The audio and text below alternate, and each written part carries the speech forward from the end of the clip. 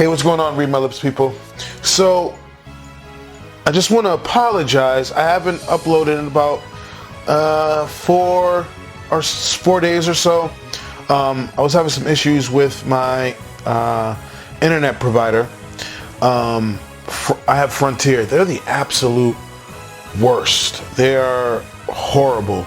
Let me know in the comment section who your internet provider is and if you like them or not. Because before Frontier I had Comcast, but when I moved into the house I'm in now,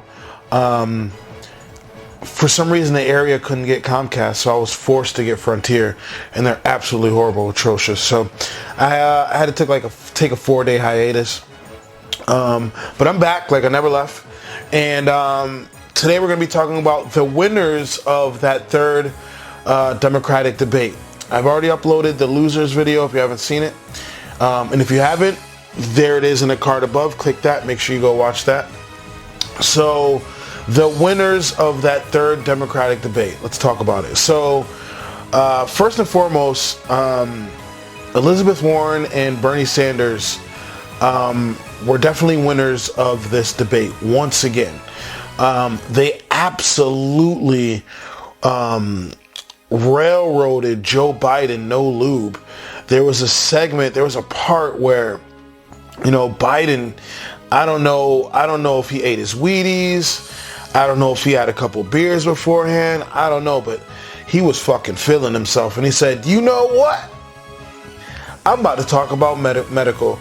And he went against Bernie Sanders and Elizabeth Warren as far as medical goes and healthcare goes, and that was an abysmal mistake. You're not going to win against those two when it comes to dealing with healthcare. They are just on the fucking money. That is something to avoid. There's other things you can get on them about or finagle talking points with them about that isn't healthcare.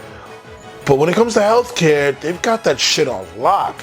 And so he jumped into the mouth of the dragon and chose to fucking battle both of them like he was Madara Uchiha, and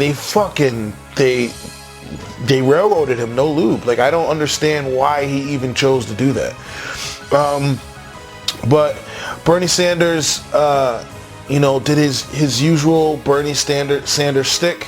And it works, and he talked about the fundamentals, and he talked about policy, and it worked. He wasn't the biggest winner, though, and neither was Elizabeth. And I'm going to say this. Mind you, I'm a Bernie Sanders supporter. I'd say Bernie Sanders is a winner, but he was the least winner out of the debate. I'll say Elizabeth Warren maybe came out a bit more on top. She's such a... How should I word this? She knows how to play the fucking game better than anybody, let me tell you. So she's like that hybrid of progressive, but she smells of like corporate Democrat at the same time. Like, she's got a little of both, man, I'm telling you. And so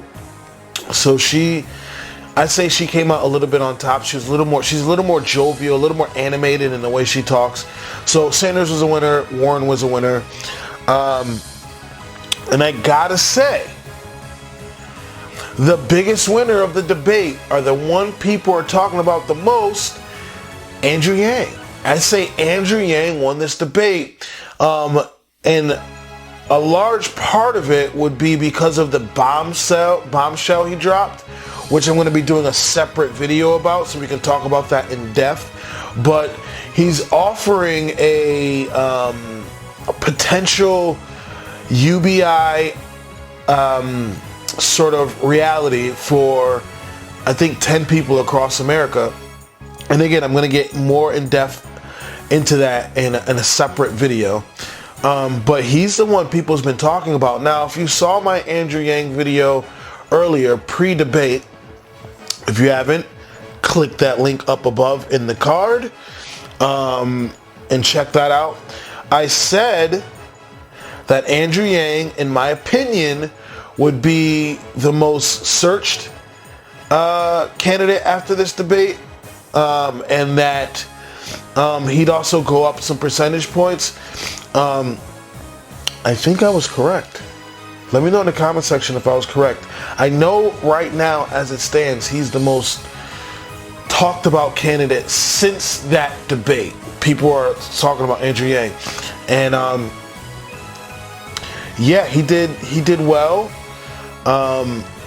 The issue with these debate platforms, and Sanders says this himself, one of the issues is they don't give you much time to explain what you're about and get in depth with the policies you're presenting and the policies you're putting forth in front and center. You got 45 seconds or so to really get all that shit out, and it's not easy to do.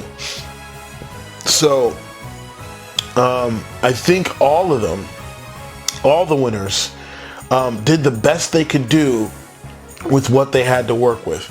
But at the same time, if you were to put these people up in a building and turn the camera on and just let them talk about their policies in depth, people wouldn't turn in. People would not tune in. It's the irony of the situation. If you were to let these people, I mean, don't get me wrong. Sanders holds huge rallies. Elizabeth Warren has some pretty decent rallies. These people have some huge rallies, and people want to hear them talk. But if you were to just let them go up there and explain policy, and really get in depth with answering the questions that they want to, in this non-confrontational, almost game showy kind of way, not as many people would tune in. So, a lot of networks wouldn't want to host it, and not a lot of people would tune in to even get the small tidbits of information that they're getting. So it's sort of you're sort of stuck between a rock and a hard place with these things, and they're entertaining. They are entertaining. I'm not going to lie to you. They're entertaining. Some of that entertainment doesn't bode well for the Democratic nominees, especially when they're catfighting. Again, if you looked at my loser video, I'd say Julian Castro was a loser to me because he was like catfighting with everyone the whole time. Not everyone, but some people. It was like almost catfighting-ish, and it was entertaining, but like, I'm not voting for you. like it wasn't like you didn't G-check anyone. You were just catfighting. So yeah, those are the winners, and I do think Yang will go up some percentage points. I don't know if Bernie and Warren are going to go up some percentage points. It's going to be interesting to see, but Biden's got that. He's still got a lead of sorts, and it's going to be tough to overcome that, because I was talking to somebody yesterday, and especially with minorities, he is the default vote because they just know the name. And I'm probably going to do a separate video about that, about why African Americans, why in God's green earth are they voting for Biden, or they're pro-Biden the way they are. It's like they like voting in their own, not voting in their own best interest. It's really fucking weird. Even if they were to go for, like, I don't know, a Yang, right? To me, that would make more sense. But like, voting for Biden is fucking weird. So, and I have my theories as to why that is. But Biden's got this lead, and I don't know if this third debate is going to propel Warren or Sanders past him, because in some polls they're tied, in some polls they're like on his neck. But at the end of the day, he still is the front runner, and that's a problem. They're gonna have to really get past him, and they're gonna have to shit on this whole electability bullshit that people are trying to put front and center. It's nonsense. So yeah, those, short and sweet, those are the winners of the third Democratic debate. Again, I apologize for the 4-day hiatus. I usually update, if not every day, then every 2 days. And